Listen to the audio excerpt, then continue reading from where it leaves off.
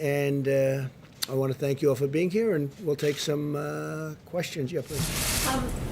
During the pandemic, the QAnon movement appears to be gaining a lot of followers. Can you talk about what you think about that and what you have to say to people who are following this movement right now? Well, I don't know much about the movement other than I understand they like me very much, which I appreciate. But I don't know much about the movement.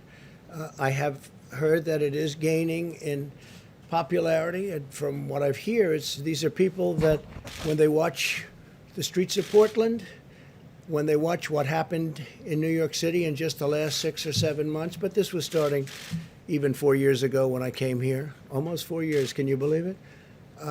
These are people that don't like seeing what's going on in places like Portland and places like Chicago and New York and other cities and states.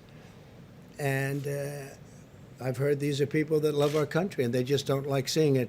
So I don't know really anything about it other than they do supposedly like me, and they also would like to see problems in these areas, like especially the areas that we're talking about, go away, because there's no reason the Democrats can't run a city.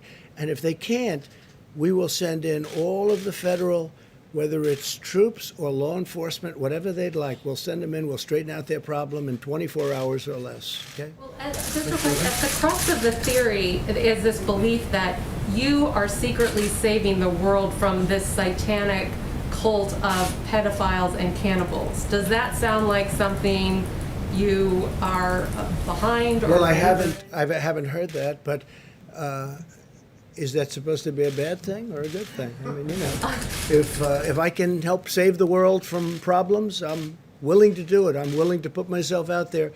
And we are, actually. We're saving the world from a radical left philosophy that will destroy this country. And when this country is gone, the rest of the world would follow. The rest of the world would follow. That's the importance of this country. And when you look at some of the things that these people are saying with defund the police and no borders, open borders, everybody just pour right into our country. No testing, no nothing. You know, you talk about testing, no testing. Mexico, as you know, has a very high rate of infection. The wall is now going to be next week 300 miles long. Our numbers are extraordinary on the border. And this is through luck, perhaps, more than talent, although the talent is getting it built when one party refuses to allow it. You don't hear talk about the wall anymore. But I will say this,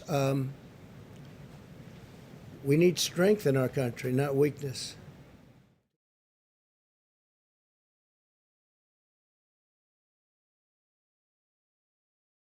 So thank you very much, everybody. This is very special.